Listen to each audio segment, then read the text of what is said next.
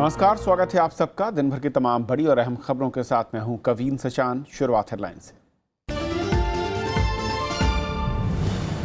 अखिलेश और मुलायम की बैठक बेनतीजा, दोनों धड़ों को चुनाव आयोग का नोटिस। 13 जनवरी को होगी चुनाव चिन्ह साइकिल पर सुनवाई।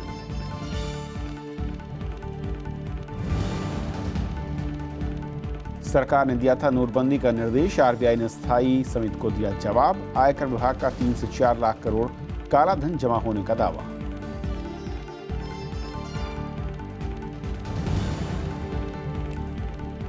प्रधानमंत्री का कारोबार को आसान बनाने पर जोर, कहा आर्थिक सुधारों को लेकर प्रतिबद्ध सरकार। वाइब्रेंट गुजरात सम्मेलन में कारोबारियों को निवेश का न्योता।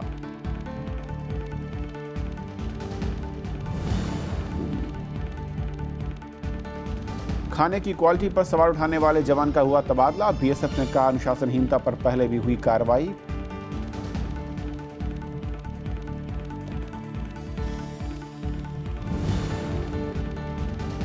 काबुल में संसद भवन के करीब दोहरा धमाका, 21 की मौत, 45 से ज्यादा जख्मी। तालिबान ने ली हमले की जिम्मेदारी।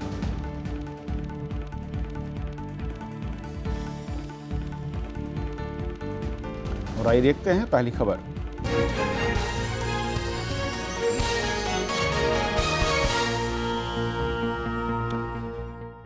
समाजवादी पार्टी में जारी विवाद सुलझने के लिए आज भी एक बैठक हुई, जिसमें अखिलेश यादव और मुलायम सिंह यादव मौजूद रहे। हालांकि सुलह का फॉर्मूला क्या था, बात बनी या नहीं, इस पर कोई भी अब तक बयान नहीं आया।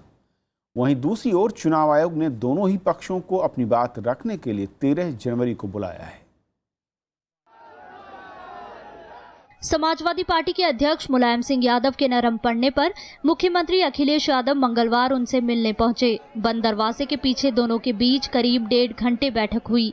हालांकि अखिलेश यादव मुलाकात के बाद मीडिया के सवालों का जवाब दिए बिना निकल गए, लेकिन इस मुलाकात को सुलह का रास्ता निकालने की कोशिश माना जा रहा है।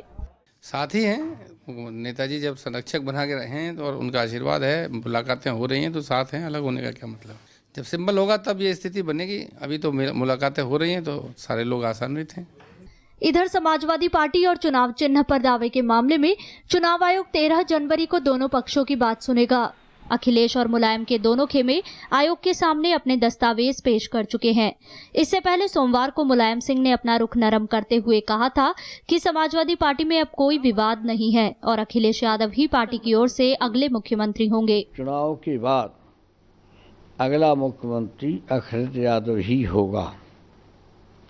दूसरी बात हम कह रहे हैं कि पार्टी की एकता के लिए पूरा प्रयास है और हमारी पार्टी एक है। जानकारों का मानना है कि इस विवाद में पार्टी को चुनाव में नुकसान हो सकता है। इलेक्शन से पहले ही अगर कुछ मुद्दे तय कर लिए जाएं तो ज़्यादा बेहतर होगा, क्योंकि अगर उन मुद्दों के साथ चलते हुए वो जाएंगे इलेक्शन लड़ने के लिए तो उनका भविष्य जो है वो अंधकारमय हो जाएगा। पिछले हफ्ते भी विवाद सुलझाने के लिए अखिलेश यादव और मुलायम सिंह के बीच हुई बैठक बेनतीजा रही थी और दोनों गुट पार्टी पर दावा करते हुए चुनाव आयोग पहुंच गए। मुलायम परिवार और पार्टी में वर्चस्व को लेकर कई महीनों से कलह चल रहा था, लेकिन 1 जनवरी को लखनऊ में हुए समाजवादी पार्टी के अधिवेशन में अखिलेश यादव को पार्टी का राष्ट्रीय अध्यक्ष बनाया गया था और मुलायम सिंह को संरक्षक की भूमिका देने पर दोनों खेमों में विवाद और बढ़ गया। शिवपाल और अमर सिंह की गैर मौजूदगी में हुई पिता और पुत्र के बीच मुलाकात को बहुत महत्वपूर्ण माना जा रहा है। हालांकि कोई कॉम्प्रोमाइज फॉर्मूला सामने उभर कर नहीं आया है।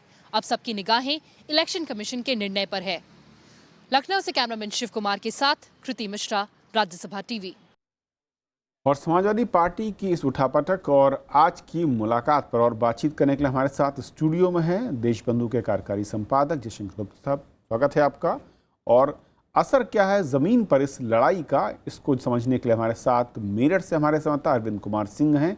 अरविंद जी, आपका भी स्वागत है। शुरुआत में अरविंद जी आपसे करना चाहूँगा, करीब 1 महीना होता जा रहा है जब हर रोज़ बैठकें और फैसला कुछ नहीं आता। कभी मुलायम सिंह कहते हैं कि कोई मुख्यमंत्री का फेस नहीं होगा, आज उन्होंने कहा कि अखिलेश ही मुख्यमंत्री का चेहरा होंगे। जमीन पर इसका असर किस तरीके से आपको नजर आ रहा है?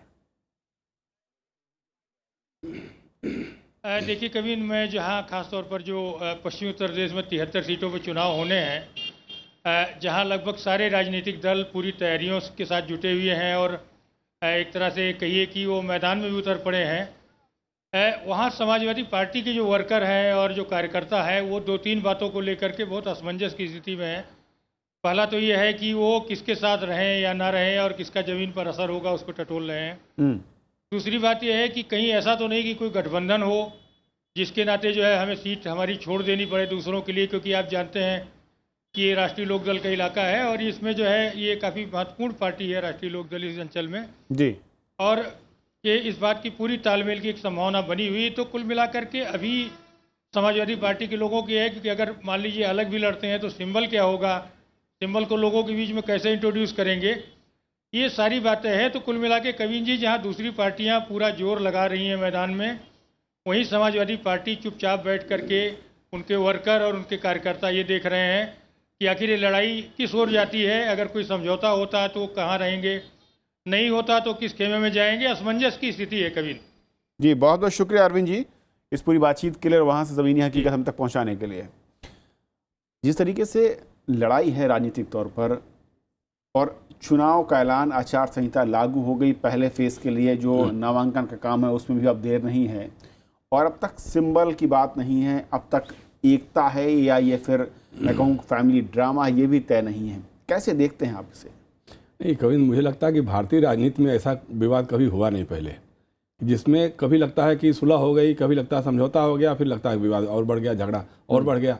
मतलब अद्भुत है ये जो पिता पुत्र का विवाद है, तो सैफई परिवार का विवाद एक तरह से बन गया है, उसने पूरे उत्तर प्रदेश की राजनीति को उलझा दिया है। एक बात तो जरूर ये हुई है कि एक महीने में किसी और पार्टी की कोई खबर नहीं बन रही है। मैंने यही पिता पुत्र का विवाद अब हर रोज सुर्खियों में यही है, सुर्खियों में यही बना हुआ, तो इस मामले में तो इनको एक तरह से बढ़त है। लेकिन दूसरा ये है कि अब विकल्प बहुत सीमित होते जा रहे हैं। कायदे देखिए, चुनाव आयोग ने तो 9 जनवरी तक की डेट दी थी, तो 9 जनवरी की डेट बीत गई, अब वो शायद 13 जनवरी का दिया है मेरे ख्याल से। वो जो 1 लाख पन्नों का दस्तावेज भेजा है रामगोपाल यादव ने, तो उसको जांच करके फिर चुनाव आयोग कोई फैसला लेगा। लेकिन मुझे जहाँ तक लग रहा है कि अखिलेश यादव ने मन बना लिया है कि हमको लड़ना है, किसी लेवल पर भी जाना हो तो जाएंगे। मुलायम सिंह जी अगर सरेंडर कर जाते हैं, मान लेते हैं सारी बातें, तब तो ठीक है कि आप संरक्षक रहिए, बन के रहिए, आपका आदर है, आप हमारे पिता हैं। लेकिन अगर आप नहीं मानते हैं तो हम अकेले लड़ने के लिए तैयार हैं। और मुझे लगता है कि अंदर अंदर उन लोगों की तैयारी इस बात के लिए हो गई है कि जो नया चुनाव चिन्ह शायद उन्होंने बरगद या कुछ शायद आप्ट भी किया है, मांगा भी है, तो समाजवादी जनता पार्टी के पास था, कमल मुराद का के था, शायद उनसे कोई बात हो रही है इस तरह की, तो हो सकता है। और जहाँ तक अभी अरविंद जैसे कह रहे थे कि देखिए चुनाव चिन्ह को लेकर बहुत ज़रा असमंजस नहीं बनता है। मुझे याद है जब विश्वनाथ प्रताप सिंह के नेतृत्व में जनता दल बन रहा था, तो जब चक्र सिंबल मिला था तो रातों रात पूरे देश में फैल गया था। और आजकल तो वैसे भी तब तो इलेक्ट्रॉनिक इतना प्रभावी नहीं था, डिजिटल मीडिया या ये सोशल मीडिया इतना प्रभावी नहीं था। आज तो रातों रात खबर फैल जाती है, तो इसलिए उसका कोई नहीं होगा। लेकिन ये है जरूर कि अगर अखिलेश यादव आज की तारीख में गैर भाजपा विपक्ष की धुरी बनते जा रहे हैं, एक धुरी तो मायावती जी हैं, बहन जी हैं, अपना उनका ये है, लेकिन बाकी आप जैसे आज की तारीख में आप देखिए, अरविंद केजरीवाल ने कहा हम जाएंगे वहाँ पे, ममता बनर्जी ने कहा कि हम अखिलेश के समर्थन में जाएंगे, लालू यादव ने कहा हम जाएंगे, नीतीश कुमार ने कहा है, एनसीपी ने कहा कि हम भले चुनाव न लड़े वहाँ पे, लेकिन हम अखिलेश यादव के समर्थन में जाएंगे। तो इस तरह की राजनीति के एक धुरी अखिलेश यादव बनते जा रहे हैं। दूसरी बात यह है जिसका इशारा अभी अरविंद भी कर रहे थे कि राष्ट्रीय लोकदल कांग्रेस और जनता दल यू के बीच एक तरह का महागठबंधन बन सकता है। लेकिन वक्त बहुत कम है। चुनाव की घोषणा के बाद उम्मीदवार तय करना, सीटों का सामंजस्य और उसके बाद हमको लगता है तैयारी हो चुकी है। हमको लगता है कि तैयारी कम से कम अखिलेश के लेवल पर तो हो गई है कि हमको अकेले मान के चल रहे हैं कि लड़ेंगे।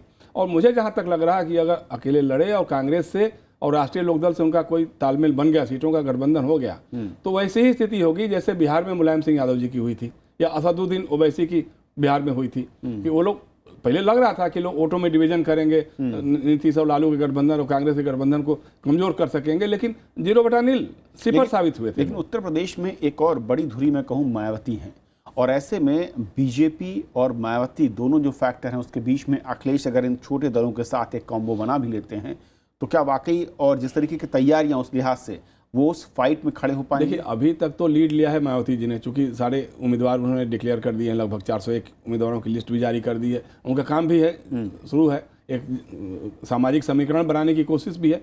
लेकिन मुझे लगता है कि ये सारी बातें कभी डिपेंड करेंगी सीटों के बंटवारे, उम्मीदवारों की सूची बाहर आने के बाद। भारतीय जनता पार्टी की सूची कैसे आती है, उसमें अपर क्योंकि कास्ट मुझे के लोगों लगता को है कितना वेट कर रहे मत हैं, क्योंकि मिलता 15 है। के बाद उन्होंने कहा कि हाँ, अनाउंस होगा। फिर बहुजन समाज पार्टी के उम्मीदवार तो आ गए मैदान में, लेकिन समाजवादी पार्टी का झगड़ा किस लेवल तक जाता है, साइकिल किसके पास रहता है, फिर उनके उम्मीदवारों की सूची में किसको प्रतिनिधित्व मिलता है, ये सब देखने वाली बात होगी। या फिर भाजपा का, मैं बार बार कहता हूँ, भाजपा के उम्मीदवारों की सूची बहुत निर्णायक होगी, क्योंकि जिस तरह से वो एक तो ओबीसी फेस कभी लाने की बात कर रहे हैं, केशव मौर्य जी को या चौहान लोगों को, राजभर लोगों को सामने लगने की बात कर रहे हैं। दूसरी तरफ ब्राह्मण उनके परंपरागत जनाधार के लोग हैं, बन चुके हैं आज की तारीख में।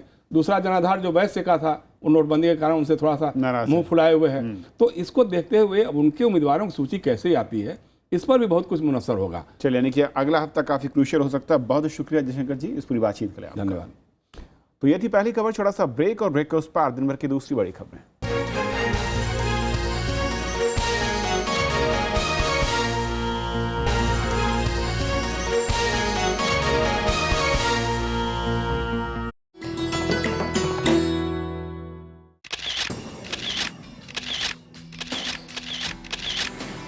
राष्ट्रपति भवन का ताम्र गुंबद आलीशान और बेजोड़। सांची के बौद्ध स्तूप से प्रभावित इस गुंबद की ऊंचाई बाकी इमारत से करीब 2 गुनी। 6 अप्रैल 1929 को बनकर हुआ तैयार। ये शानदार गुंबद राष्ट्रपति भवन की स्थापत्य कला और खूबसूरती को लगाता है 4 चांद।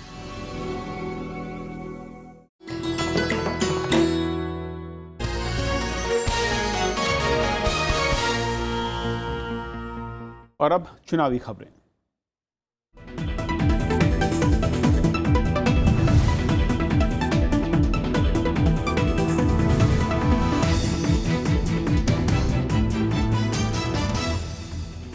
विवादित बयान पर चुनाव आयोग ने साक्षी महाराज को नोटिस भेजकर जवाब मांगा है। आयोग ने आचार संहिता उल्लंघन मामले में साक्षी महाराज को कल तक जवाब देने को कहा है।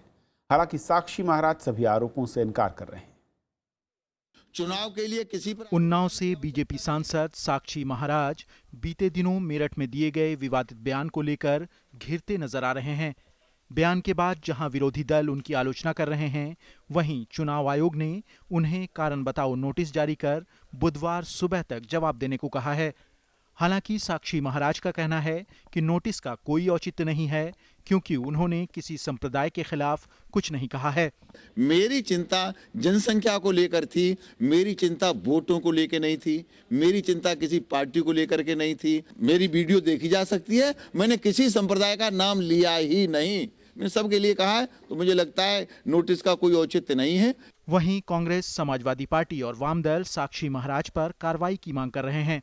इस तरीके का बयान नहीं जारी करना चाहिए। माननीय सर्वोच्च न्यायालय ने भी धर्म जाति के आधार पर रोका है और इलेक्शन कमीशन को कार्रवाई करनी चाहिए। अब उनका जवाब देखिए क्या आता है, और इलेक्शन कमीशन से हम यही उम्मीद करते हैं कि इस तरह की कोई भी हरकत कोई भी करे उसके खिलाफ कार्रवाई होनी चाहिए। उनके ऊपर हमारे हिसाब से कार्रवाई होनी चाहिए, लेकिन वो इलेक्शन कमीशन तय करें उनके बयान के ऊपर वो क्या स्पष्टीकरण देते हैं। विधानसभा चुनाव के मद्देनजर यूपी समेत 5 राज्यों में चुनाव आचार संहिता लागू है और उल्लंघन पर आयोग ने संज्ञान लेना भी शुरू कर दिया है। उत्तर प्रदेश के मुजफ्फरनगर में पीस पार्टी के अध्यक्ष मोहम्मद अयूब के खिलाफ भी आचार संहिता उल्लंघन का मामला दर्ज किया गया है। वहीं गोवा के मुख्य निर्वाचन अधिकारी ने आम आदमी पार्टी प्रमुख अरविंद केजरीवाल की उस टिप्पणी का संज्ञान लिया है जिसमें उन्होंने लोगों से कांग्रेस और बीजेपी उम्मीदवारों से पैसा लेने और वोट सिर्फ आम आदमी पार्टी को देने के लिए कहा था। Bureau report, Rajya Sabha TV. 5 राज्यों के विधानसभा चुनाव के दौरान पेश होने वाले आम बजट के मामले में केंद्र सरकार ने आज चुनाव आयोग को जवाब सौंप दिया। कैबिनेट सचिव ने जवाब भेजा है। आयोग जवाब की जांच कर अब अगले कुछ दिनों में अपना फैसला सुना सकता है। दरअसल विपक्षी दल विधानसभा चुनाव से पहले बजट का विरोध कर रहे हैं। विपक्ष की मांग पर ही चुनाव आयोग ने 6 जनवरी को सरकार से जवाब मांगा था।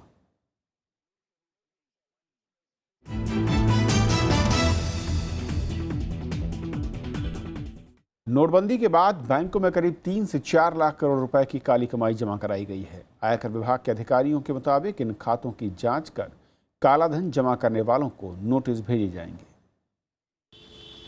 आयकर विभाग नोटबंदी के दौरान जमा कराए गए 3 से 4 लाख करोड़ रुपए के मामलों की जांच करके नोटिस भेजेगा। पीटीआई ने विभाग के एक अधिकारी के हवाले से यह जानकारी दी है। इसके मुताबिक नोटबंदी के बाद 60 लाख से अधिक बैंक खातों में 2 लाख करोड़ रुपए से अधिक की राशि जमा कराई गई। इन खातों में कुल 7,34,000 करोड़ रुपए जमा कराए गए हैं। वहीं निष्क्रिय पड़े बैंक खातों में 25,000 करोड़ रुपए की राशि जमा कराई गई है। साथ ही 80,000 करोड़ रुपए के कर्ज का नकद भुगतान किया गया है। नोटबंदी के दौरान पूर्वोत्तर राज्यों में बैंक खातों में बड़ी राशि जमा कराई गई थी और यह आंकड़ा 10,700 करोड़ रुपए से ज्यादा का है। इसके अलावा आयकर विभाग और प्रवर्तन निदेशालय सहकारी बैंकों में विभिन्न खातों में जमा कराई गई 16,000 करोड़ रुपए से अधिक की राशि की भी पड़ताल कर रहा है। सरकार ने 8 नवंबर 2016 को अचानक 500 और 1,000 रुपए के नोट चलन से वापस ले लिए थे और इन अमान्य नोटों को बैंक खातों में जमा कराने और बदलवाने के लिए 30 दिसंबर तक का समय दिया था। Bureau report, Rajya Sabha TV. Reserve bank ने कहा है कि नोटबंदी का फैसला सरकार की सलाह पर लिया गया है और उससे इस बारे में 7 नवंबर 2016 को सूचना दी गई और केंद्रीय बैंक के बोर्ड ने अगले ही दिन नोटबंदी की सिफारिश कर दी। आरबीआई ने वित्तीय मामलों की संसदीय समिति को सौंपे रिपोर्ट में बताया कि सरकार ने नोटबंदी से एक दिन पहले जाली नोट, आतंकवादियों को फंडिंग और काले धन की समस्या से निपटने के लिए 500 और 1,000 रुपए के नोट की कानूनी वैधता खत्म करने का प्रस्ताव पर विचार करने को कहा और 8 नवंबर को आरबीआई ने नोटबंदी की सिफारिश की। इसे मानते हुए उसी शाम सरकार ने नोटबंदी का ऐलान किया। आरबीआई ने रिपोर्ट में यह भी बताया है कि 2,000 रुपए के नए नोट को बाजार में उतारने के प्रस्ताव को मई 2016 में माना गया। हालांकि सरकार अभी तक कहती रही है कि रिजर्व बैंक की सिफारिश के आधार पर ही नोटबंदी के प्रस्ताव पर मुहर लगाई गई थी। That it was the government which asked the RBI to do whatever has been done, and that too 24 hours before the Prime Minister announces. So clearly this is a decision taken by the Prime Minister, bypassing all the institutions of our parliamentary democracy as an individual decision. Gandhinagar में 8वें vibrant Gujarat सम्मेलन की शुरुआत हो गई है। 4 दिन तक चलने वाले सम्मेलन में 20,000 से ज़्यादा एमओयू पर दस्तखत होने की उम्मीद है। कारोबारियों के अलावा सम्मेलन में अलग अलग देशों के राष्ट्राध्यक्ष और प्रतिनिधि भी हिस्सा ले रहे हैं। सम्मेलन को संबोधित करते हुए प्रधानमंत्री ने कहा कि उनकी सरकार आर्थिक सुधारों के लिए प्रतिबद्ध है। साथ ही उन्होंने कारोबारियों को निवेश का न्योता भी दिया। गांधीनगर के महात्मा मंदिर में 8वें वाइब्रेंट गुजरात वैश्विक निवेशक शिखर सम्मेलन की शुरुआत हो गई। प्रधानमंत्री नरेंद्र मोदी ने 13 जनवरी तक चलने वाले इस सम्मेलन का उद्घाटन किया। इसमें अनेक देशों के राष्ट्रपति, प्रधानमंत्री, उप प्रधानमंत्री और मंत्रियों के अलावा फॉर्च्यून 500 कंपनियों के मुख्य कार्यकारी अधिकारी हिस्सा ले रहे हैं। Our rising middle class offers a huge domestic market. The seas that surround the Indian peninsula connect us to some of the world's biggest markets, including Africa, the Middle East and Europe. सम्मेलन से पहले गांधीनगर में प्रधानमंत्री नरेंद्र मोदी विभिन्न देशों के नेताओं से भी मिले। रवांडा के राष्ट्रपति पॉल कगामे से मुलाकात में दोनों नेताओं ने सामरिक साझेदारी बढ़ाने पर सहमति जताई। प्रधानमंत्री मोदी ने सर्बिया के प्रधानमंत्री एलेक्जेंडर वोचिच, जापान के आर्थिक मामलों के मंत्री, डेनमार्क के ऊर्जा मंत्री और स्वीडन के शिक्षा मंत्री से भी द्विपक्षीय मामलों पर बातचीत की। साथ ही इजराइल के कृषि और ग्रामीण विकास मंत्री के साथ खेती में सहयोग बढ़ाने पर चर्चा हुई। प्रधानमंत्री मोदी संयुक्त अरब अमीरात के कैबिनेट मंत्री राशिद बिन अहमद बिन फहद से भी मिले।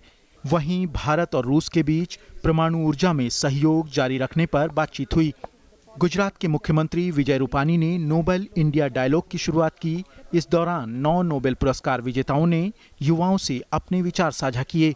सम्मेलन में 2000 से ज्यादा कंपनियां हिस्सा ले रही हैं और गुजरात सरकार को तकरीबन 20,000 से ज्यादा एमओयू पर हस्ताक्षर की उम्मीद है। सम्मेलन का मकसद दावोस में हुए विश्व आर्थिक मंच की तर्ज पर वैश्विक आर्थिक और सामाजिक मुद्दों पर परिचर्चा के लिए एक मंच मुहैया कराना है। अमेरिका, ब्रिटेन, फ्रांस, ऑस्ट्रेलिया और कनाडा सहित वाइब्रेंट गुजरात के 12 भागीदार देश भी सम्मेलन में हिस्सा ले रहे हैं। Bureau report, Rajya Sabha TV.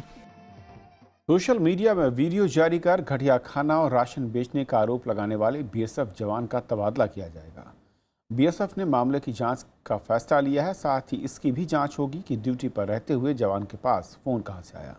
गृहमंत्री राजनाथ सिंह ने इस मामले में रिपोर्ट मांगी है। बीएसएफ ने जम्मू कश्मीर में तैनात बीएसएफ जवान के जारी वीडियो के मामले की जांच शुरू कर दी है। बीएसएफ आईजी डीके उपाध्याय के मुताबिक आरोपों की जांच के बाद जरूरी कार्रवाई की जाएगी। इसके ऊपर फुल फ्लेजेड इंक्वायरी की जाएगी। बीएसएफ वेलफेयर मैटर्स के जितने भी इश्यूज हैं उन पर पूरी तरह से संजीदा है और पूरा ध्यान देती है, और ये हमारे लिए बड़ा सेंसिटिव मैटर है कि इस तरह की बात सामने आई है, और इस इंक्वायरी हो जाने के बाद में जो भी मुद्दे सामने आते हैं उसके मुताबिक जो है अगली कार्रवाई की जाएगी। बीएसएफ का दावा है कि पहले भी सभी पोस्ट से खानों की रिपोर्ट मांगी गई थी, लेकिन इसमें कोई भी शिकायत नहीं मिली। उन्हें वही राशन मिलता है जो सेना को दिया जाता है। साथ ही बीएसएफ ने कहा है कि जवान तेज बहादुर यादव पर कई बार अनुशासनहीनता के आरोप लग चुके हैं। इसने भी वॉलंटरी रिटायरमेंट मांगा है, जो इसका 31 जनवरी से सैंक्शन भी हो गया है। अपने 20 इयर्स की सर्विस के दौरान इसकी 4 बैड एंट्रीज हैं, जिसमें इंटॉक्सिकेशन, AWL, अपने सीनियर से लड़ाई, उसका इज्जत ना करना, मार पिटाई। बीएसएफ के जवान ने सोशल मीडिया में एक वीडियो जारी किया था जिसमें खाने की खराब क्वालिटी और अधिकारियों पर गंभीर आरोप लगाए गए थे। वीडियो के वायरल होने के बाद गृह मंत्री राजनाथ सिंह ने बीएसएफ से रिपोर्ट मांगी है। Bureau report, Rajya Sabha TV.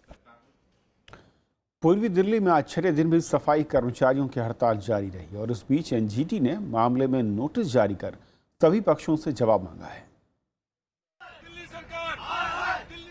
वेतन नहीं मिलने से नाराज पूर्वी दिल्ली के सफाई कर्मियों ने मंगलवार को कूड़ा फैलाकर कुछ यूं प्रदर्शन किया। पूर्वी दिल्ली के ज्यादातर इलाकों में इन दिनों यही नजारा है। सफाई कर्मचारी की हड़ताल की वजह से सफाई व्यवस्था चरमरा गई है। कई इलाके कूड़े के ढेर में तब्दील हो चुके हैं। गंदगी की वजह से लोगों को खासी परेशानियों का सामना करना पड़ रहा है। इस बीच एनजीटी ने सफाई कर्मचारियों की हड़ताल और तनख्वाह को लेकर दिल्ली सरकार और सफाई कर्मचारी यूनियन को नोटिस जारी कर जवाब तलब किया है। जो परिस्थिति है वो भी कमोबेश फिर दोबारा से वही स्थिति में आ चुकी है, तो इसलिए उस मुद्दे को हमने बोला कि सारे जितने भी संबंधित जो विभाग हैं या मंत्रालय हैं उन सबके साथ मिल बैठ के दोबारा से समाधान निकले तो शायद हमारी सबकी परेशानी थोड़ी आसान हो। इधर मजदूर संगठनों ने हड़ताल जारी रखने का ऐलान किया है। कल से सड़कों पर उतरेंगे तो हमारा और उग्र करना पड़ेगा। चाहे दिल्ली पुलिस से हमें गिरफ्तार करा लीजिए, चाहे हमारे पे एसमा लगा दो, अपनी जान पर खेल जाएंगे, भूख हड़ताल बैठेंगे, लेकिन इस बार अपने कर्मचारियों जायज हक दिलाकर रहेंगे हम लोग। रविवार को दिल्ली सरकार ने पूर्वी दिल्ली नगर निगम को 119 करोड़ रुपए एडवांस फंड जारी करने का फैसला किया और सफाई कर्मियों से हड़ताल वापस लेने की अपील की थी। लेकिन कर्मचारियों की मांग है कि जब तक उनका पैसा उनके खाते में नहीं आता, उनकी हड़ताल जारी रहेगी। दिल्ली नगर निगम में वेतन भुगतान में देरी को लेकर पिछले साल भी कई बार हड़ताल हुई थी और कोर्ट को दखल देना पड़ा था, लेकिन समस्या का कोई स्थायी समाधान नहीं निकल पाया है। Bureau report, Rajya Sabha TV. भारतीय ओलंपिक संघ ने सुरेश कलमाड़ी और अभय सिंह चौटाला को संघ का आजीवन अध्यक्ष बनाए जाने के अपने फैसले को वापस ले लिया। हालांकि सुरेश कलमाड़ी ने आयोग के इस पद को स्वीकारने से खुद ही इनकार कर दिया था। खेल मंत्रालय ने इन नियुक्तियों पर कड़ी आपत्ति जताई थी, इसके बाद यह कदम उठाया गया है। संघ की पिछले महीने चेन्नई में हुई आम बैठक में कलमाड़ी और चौटाला को आजीवन अध्यक्ष पदों पर नियुक्त करने की बात सामने आई थी। हालांकि खेल मंत्री विजय गोयल ने संघ के पुराने फैसले का विरोध किया था और जब अब संघ ने नया फैसला लिया है तो खेल मंत्रालय ने इसका स्वागत किया है।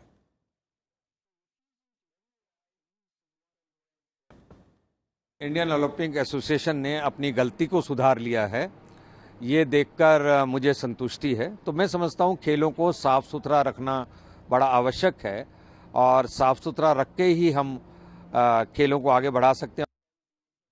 अफगानिस्तान की राजधानी काबुल में संसद के पास आज शाम 2 धमाके हुए, जिसमें 21 लोगों की मौत हो गई जबकि 50 से ज़्यादा लोग घायल हुए हैं। चश्मदीदों के मुताबिक पहला धमाका संसद के बाहर हुआ जबकि दूसरा सड़क के किनारे खड़ी एक कार में। संसद के बाहर हुए धमाके में संसद के कुछ कर्मचारियों की भी मौत की खबर है। हमले की जिम्मेदारी अफगान तालिबान ने ली है। ईरान के पूर्व राष्ट्रपति अली अकबर हाशमी रफसंजानी को आज सुपुर्द खाक कर दिया गया। इससे पहले ईरान के वरिष्ठ धार्मिक नेता अयतुल्ला अली खुमैनी ने तेहरान विश्वविद्यालय में रफसंजानी की नमाज जनाजा पढ़ाई और इस मौके पर ईरान के राष्ट्रपति हसन रूहानी, संसद सभापति अली लाजरानी, गार्जियन काउंसिल के सदस्य और बड़ी संख्या में लोग शामिल हुए। रफसंजानी 1980 के बाद ईरान की राजनीति में ताकतवर नेता के तौर पर उभरे। 1989 से 97 तक देश के राष्ट्रपति रहे। 2005 के चुनाव में उन्हें हार का सामना करना पड़ा। रफसंजानी का रविवार को तेहरान में 82 साल की उम्र में निधन हो गया था। और बात मौसम की, पर्वतीय इलाकों में बर्फबारी जारी है, जिसके चलते इन दिनों उत्तर भारत सर्दी की गिरफ्त में है। राजधानी दिल्ली में भी ठिठुरन है तो कई इलाकों में कोहरे की घनी चादर के चलते ठंड और बढ़ गई है।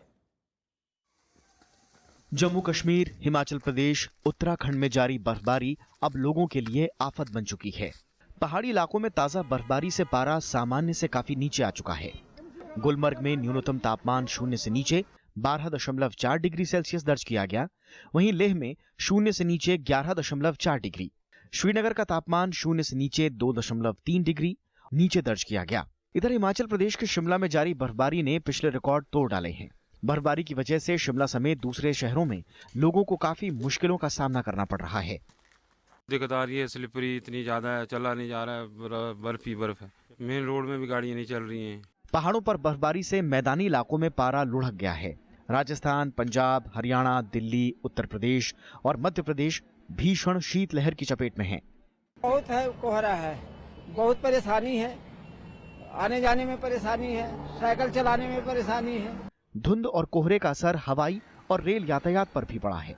दिल्ली से होकर जाने वाली 21 ट्रेनें देरी से चल रही हैं, जबकि 9 से ज्यादा ट्रेनों के समय में बदलाव किया गया है। वहीं 7 ट्रेन रद्द करनी पड़ी हैं। 7 अंतर्राष्ट्रीय और घरेलू उड़ानों में भी देरी हुई है। मौसम विभाग के मुताबिक आने वाले दिनों में पहाड़ी इलाकों में बर्फबारी होगी, जिसका असर मैदानी इलाकों में देखने को मिलेगा। Bureau report, Rajya Sabha TV. तो खबरों के आज के सफर में बस इतना ही। नमस्कार।